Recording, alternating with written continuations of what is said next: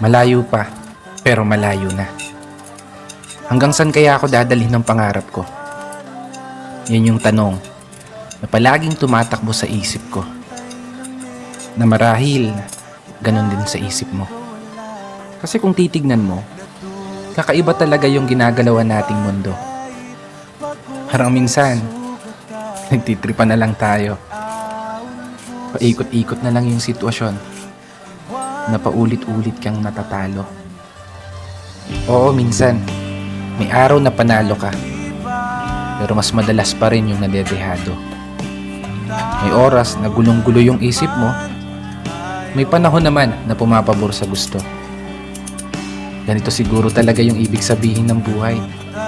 Hindi perpekto ang tempo, at lahat nakaayon lamang sa tiyempo. Pero kahit ganon, dapat magpasalamat pa rin tayo. Kasi isipin mo naman, sa likod ng napakaraming beses na pagkatalo mo, heto ka pa rin, nananatiling nakatayo, sinusubukang ipanalo. Bawat laban na ikaw lang yung nakakaalam. Mga pagsubok na araw-araw mong pinipilit lampasan, na sa bawat pagpihit ng kamay ng orasan, taglay mo ang lakas ng loob na hindi matutumbasan. Malayong malayo ka na dun sa dating ikaw na nag-uumpisa pa lang. Ibang-iba na yung katayuan mo ngayon, di gaya ng nakaraan. Mas matapang ka na, mas matatag ka na, mas kaya mo nang harapin ng mga problema kahit nag-iisa ka. May napatunayan ka na, may naipundar ka na rin kahit papano.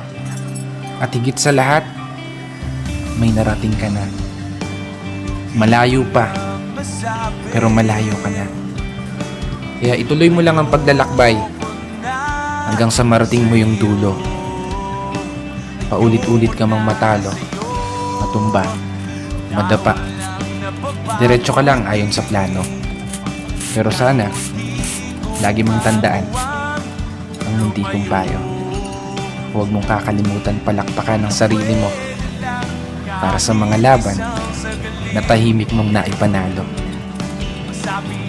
Kaya isang pagpupugay para sa mga taong patuloy sumasabay sa hamon ng buhay. This is your brother Matt for today's video.